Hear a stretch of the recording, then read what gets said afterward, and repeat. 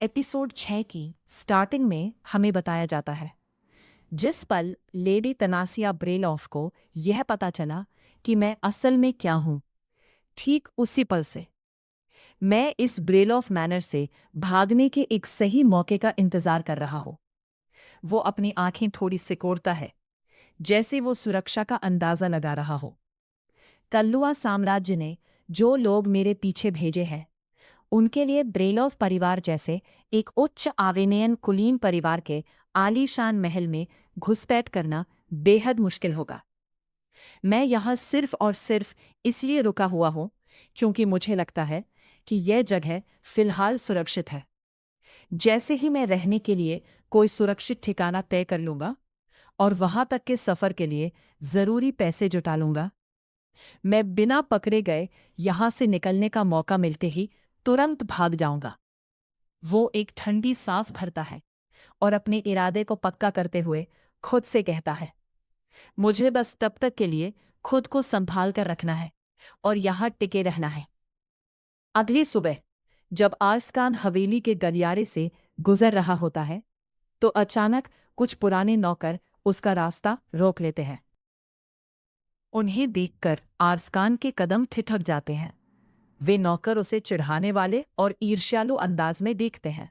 वाह, जरा देखो तो यहाँ कौन है। अब जब से तुम एक सहायक बन गए हो, तुम्हारे तो दिन ही बदल गए हैं। क्यों, सब बढ़िया चल रहा है ना? लगता है अब हमारे जैसे लोग तुम्हारे स्टैंडर्ड के नहीं रहे। क्यों, यही बात है ना? आर्सकान उनकी बातें सुनकर शांत रहता है, लेकिन उसके मन में कड़वाहट उभर आती है। ये वही नौकर हैं जिनके साथ मैं पहले एक ही कमरा शेयर करता था। तभी उनमें से एक नौकर गुस्से में आगे बढ़ता है और चिल्लाता है, तुम घमंडी कमीने, एरोगेंट बैस्टर्ड। दूसरा नौकर थोड़ा घबराते हुए उसके कान में फुसफुसाता है, हे, क्या होगा अगर इसने मालिक मास्टर को बता दिया कि हमने इसके क्या किया है? पहला नौकर क्रूरता से मुस्कुराता है और ऊंची आवाज में कहता है, उसे कोशिश तो करने दो। अगर उसने ऐसा कुछ भी करने की हिमाकत की तो मैं उसका सिर 2 टुकड़ों में फाड़ने से जरा भी नहीं हिचकिचाऊंगा। तभी उन नौकरों में से एक ने आर्सकान को कुछ फेंक कर मारता है, जिससे आर्सकान को चोट लग जाता है और उसके नए कपड़े खराब हो जाते हैं। लेकिन आर्सकान बिना डरे बिल्कुल शांत और ठंडी आवाज में उनसे कहता है, अगली बार कुछ भी ऐसा करने से पहले कृपया मुझे चेतावनी दे देना। तुम्हारी इस हरकत की वजह से मेरे कपड़े दागदार हो गए हैं। ये सुनकर वह नौकर गुस्से से लाल पीला हो गया और चिल्लाया, क्या, तुम्हारी ये मजाल? तुम खुद को समझते क्या हो, छोटे चूहे? तुम्हें क्या लगता है कि ये थोड़े से अच्छे कपड़े पहन लेने से तुम कोई नवाब नोबल बन गए हो? दूसरा नौकर आर्सकान के करीब आकर तंज कसता है, तुम्हें लगता होगा कि तुम्हारा ये सुंदर चेहरा तुम्हें हमेशा ऐसी ऐशो आराम की जिंदगी, कशी लाइफ देता रहेगा। लेकिन याद रखना, ज्यादा वक्त नहीं लगेगा जब मालिक तुम्हें लात मारकर यहां से बाहर निकाल देंगे। तभी उनका एक और साथी उन दोनों को पीछे खींचते हुए घबराकर चिल्लाता है, बस करो, बंद करो ये सब। ये लड़का शुरू से ही थोड़ा अजीब रहा है।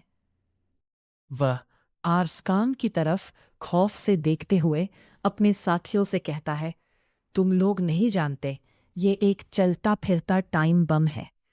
जब भी इसके जज्बात और गुस्सा हद से ज्यादा बढ़ जाते हैं, ये पल भर में अपने आसपास की हर चीज को तबाह कर सकता है। आर्सकान उन नौकरों की बातें सुनकर अपनी मुट्ठियां भींच लेता है। उसकी आंखों में एक गहरी ठंडी परछाई उतर आती है और वह अपने अंदर उबलती हुई ताकत को महसूस करते हुए मन ही मन सोचता है, अगर मैंने अपनी इस ताकत, पावर का इस्तेमाल किया तो मैं बिना पसीना बहाए पल भर में किसी की भी जान ले सकता हूं। पर समस्या यही है कि मैं इस ताकत को पूरी तरह कंट्रोल नहीं कर सकता। एक बार जब ये आज़ाद हो जाती है, तो जब तक मैं अपनी आंखों के सामने की हर एक चीज को तबाह न कर दूं, तब तक इसे रोक पाना मेरे बस में नहीं होता।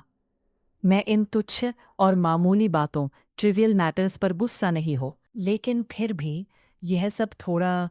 तभी अचानक गलियारे के दूसरे छोर से एक बेहद ठंडी, रौबदार और जानी पहचानी आवाज गूंजती है, जो सीधे उन नौकरों के दिलों को कपा देती है। और तुम्हें ऐसा क्यों लगता है कि मैं आर्सकान को कभी छोड़ दूंगी? नौकरों के चेहरे का रंग उड़ जाता है और वे थर थर कांपने लगते हैं। लेडी लेडी तनासिया तनासिया धीमे लेकिन सधे हुए कदमों से उनकी तरफ बढ़ती है। उसके चेहरे पर एक सख्त मुस्कान है। वो आर्सकान को देखती है और कहती है, मेरा शेड्यूल अचानक बदल गया था, इसीलिए मैं तुम्हें ही ढूंढने यहाँ आ रही थी। फिर वो उन डरे हुए नौकरों की तरफ अपनी ठंडी नजरें घुमाती है और कहती है, लेकिन मानना पड़ेगा, मैंने उम्मीद नहीं की थी कि मुझे यहाँ आते ही ऐसा तमाशा देखने को मिलेगा। वे नौकर तुरंत घुटनों के बल जमीन पर गिर पड़ते हैं। उनकी हैकरी पल भर में गायब हो जाती है। मालिक, मास्टर, असल में बात यह है कि हमें माफ कर दीजिए, हमें माफ कर दीजिए। उनमें से एक नौकर बुरी तरह रोते हुए गिड़गिड़ाने लगता है। फिर वो कोहनी से अपने दूसरे साथी को मारते हुए फुसफुसाता है, जल्दी करो, तुम भी माफी मांगो, वरना मारे जाएंगे। तनासिया अपनी बाहें समेटे हुए उन नौकरों को हिकारत से देखती है और बेहद सख्त लहजे में कहती है, वो आर्सकान है जिससे तुम्हें सबसे पहले माफी मांगनी चाहिए। साफ दिख रहा है कि तुम लोगों ने उस पर जो कुछ भी फेंका, उसकी वजह से वो इंजर्ड हुआ है। वो नौकर डर के मारे कांपते हुए आर्सकान की तरफ मुड़ता है और गिड़गिड़ाते हुए कहता है, आह, मुझे माफ कर दो। मेरा इरादा तुम्हें चोट पहुंचाने का बिल्कुल नहीं था। बस गुस्से में मेरा खुद पर काबू नहीं रहा। आर्सकान बिना कोई भाव दिखाए ठंडे अंदाज में कहता है, कोई बात नहीं। तभी तनासिया आगे बढ़ती है और उन नौकरों के सामने रुककर अपनी आवाज को और गंभीर कर लेती है। समझदार के लिए एक इशारा ही काफी होता है। मैं कोई बहुत अच्छी इंसान नहीं हूं। उसकी आंखों में एक खतरनाक चमक उभर आती है। अगर मैंने अगली बार तुम लोगों को मेरे किसी भी बंदे पर हाथ उठाते हुए पकड़ लिया, तो अंजाम भुगतने के लिए तैयार रहना। क्या तुम समझ रहे हो मैं क्या कह रही हूं? वे नौकर खौफ के मारे थर थर कांपते हुए सिर झुकाते हैं। जी जी माय लेडी, अब इससे पहले कि मेरा इरादा बदले, तुरंत यहां से दफा हो जाओ। तनासिया ने कड़क आवाज में आदेश दिया। आपका बहुत बहुत शुक्रिया, मालिक। वे नौकर बदहवास होकर वहां से भाग खड़े होते हैं। उनके जाते ही तनासिया का ध्यान आर्सकान की तरफ जाता है।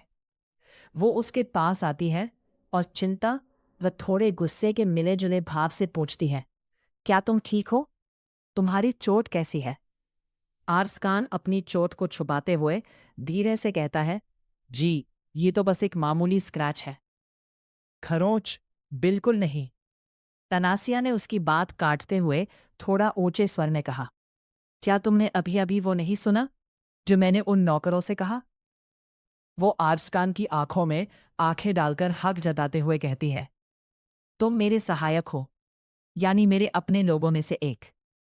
और इसका सीधा सा मतलब ये है कि तुम्हें मेरी इजाजत के बिना चोटिल होने की भी इजाजत नहीं है।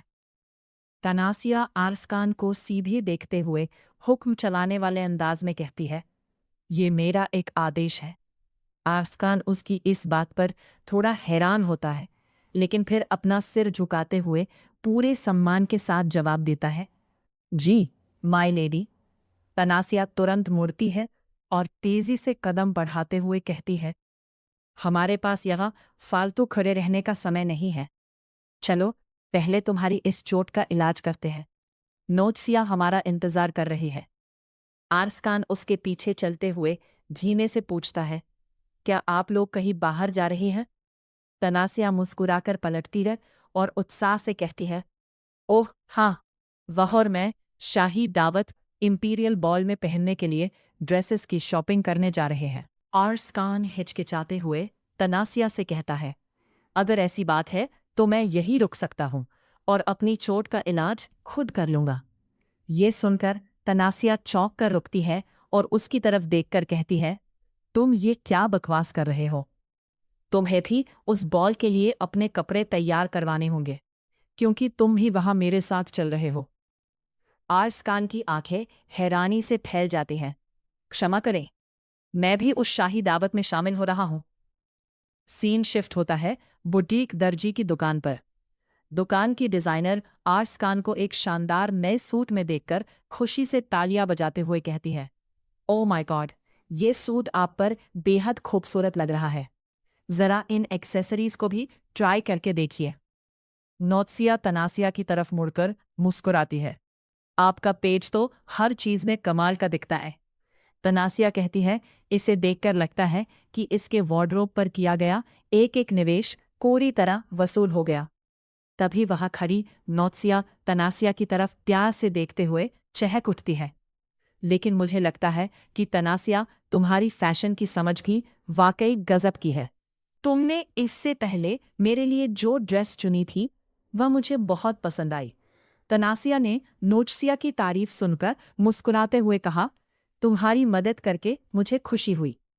फिर वो डिजाइनर की तरफ मुड़ी और आर्सकान के सूट की तरफ इशारा करते हुए बोली, जहां तक मेरे सहायक के सूट का सवाल है, मैं यहां यही वाला रखूंगी। आर्सकान, तुम जाकर अपने पुराने कपड़े वापस पहन लो। आर्सकान ने सिर झुकाया, जी माय लेडी।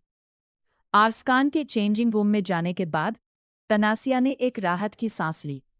अब बस मेरी ड्रेस चुनना ही बाकी रह गया है। सही कहा ना? मुझे शॉपिंग पसंद तो है, लेकिन ये काफी थका देने वाली होती है। जब तनासिया ने उन ड्रेसेस को देखा तो उसके मन में एक झटका लगा। हाँ, ये ड्रेसेस तो मेरे बजाय नोटसिया पर ज्यादा अच्छी लगेंगी। उसे अचानक याद आया, ओ हाँ, नॉवेल में जो असली तनासिया थी वह हमेशा नोटसिया की हर चीज की नकल करती थी। अपने चेहरे के भावों को संभालते हुए तनासिया ने ऑनर से कहा, अब मेरी पसंद बदल चुकी है, इसलिए मैं अब इस तरह की ड्रेसेस नहीं पहनती। मुझे वो वाली ज्यादा पसंद आ रही है। ओनर ने उस ड्रेस को देखा और हैरान होते हुए बोली, ओह, ये ड्रेस आपकी पुरानी स्टाइल से काफी अलग है, लेकिन मुझे पूरा यकीन है कि ये आप पर बहुत खिलेगी। अगर आप इसे ट्राई करना चाहे तो। जरूरत नहीं है, मैं इसे ऐसे ही ले रही हूं। तनासिया ने उसकी बात काटते हुए कहा। ये देखकर नौसिया ने उसे टोका, तनासिया, तुमने मेरे लिए ड्रेस चुनने और अपने सहायक के सूट के लिए इतना वक्त लगाया, और तुम अपनी खुद की ड्रेस ट्राई करने की जहमत भी नहीं उठा रही हो। तनासिया ने मुस्कुराकर कहा, मैं एक नज़र में देखकर बता सकती हूँ कि ये मुझ पर जचेगी। वैसे भी अब मैं काफी थका हुआ महसूस कर रही हूँ। नौसिया ने हार मानते हुए कहा, अगर तुम इतना कह रही हो तो। तनासिया ने ओनर से कहा, मैं बिल सेटल करना चाहती हूँ। जी लेडी ब्रेलॉफ, जब तक पेपर वर्क हो रहा है तब तक हम आपके लिए चाय सर्व कर देते हैं। मुझे थोड़ी ठंडी black T, chilled black T चाहिए प्लीज, तनासिया ने कहा। नौसिया ने भी कहा, मैं भी वही लूंगी। कुछ ही देर में एक सर्वेंट लड़की ट्रे में चाय लेकर आई। उसके हाथ कांप रहे थे। यह रही आपकी chilled black tea. Thank you, तनासिया ने कप लेते हुए कहा। लेकिन उसने नोटिस किया कि वह लड़की बहुत ज्यादा डरी हुई थी। यह इतनी नर्वस क्यों है? तभी अचानक उस लड़की का संतुलन बिगड़ा। ओह ओह माय गॉड! ट्रे उसके हाथ से फिसल गई और पूरी चाय तनासिया के कपड़ों पर गिर गई। ओनर खौफ से चिल्लाई, ओह नहीं, तुरंत चाय साफ करने के लिए कपड़ा लेकर आओ। नोक्सिया घबराकर आगे बढ़ी। तनासिया, क्या तुम ठीक हो? हाँ, तनासिया ने खुद को संभालते हुए कहा, मैं बस थोड़ा चौंक गई थी, पर मेरा स्कर्ट पूरा गीला हो गया है। तभी चेंजिंग रूम से बाहर आ चुका आस्कान बिना एक पल गंवाए तेजी से तनासिया के पास घुटनों के बल बैठ गया। उसने अपने पास मौजूद साफ कपड़े से बेहद सलीके और फुर्ती से तनासिया के स्कर्ट को सुखाना शुरू कर दिया। उसने तनासिया की तरफ देखा। उसकी आंखों में एक अजीब सी फिक्र थी।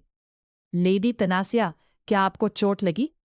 हाँ, नहीं, मैं ठीक हूं, तनासिया ने उसे देखते हुए कहा। आर्सकान ने ध्यान से सारा लिक्विड सोख लिया और उठते हुए कहा, इस पर अभी भी दाग है, लेकिन अब यह आपको गीला महसूस नहीं होगा। तनासिया उसे देखती ही रह गई। वाह, इसने तो बहुत बारीकी से सब साफ कर दिया। वैसे एक सहायक के लिए इस तरह के काम करना नॉर्मल है, लेकिन मुझे ये थोड़ा अजीब क्यों लग रहा है? क्या इसलिए क्योंकि मैंने अब तक आर्सकान को हमेशा मेरे आसपास सिर्फ अपनी सुरक्षा के लिए सतर्क ऑन गार्ड रहते हुए ही देखा था? पर अभी वो बिल्कुल एक सच्चे और वफादार सहायक की तरह बर्ताव कर रहा है। तनासिया के चेहरे पर एक हल्की सी मुस्कान आ गई और उसने मन में सोचा, और देखा जाए तो ये काफी क्यूट है।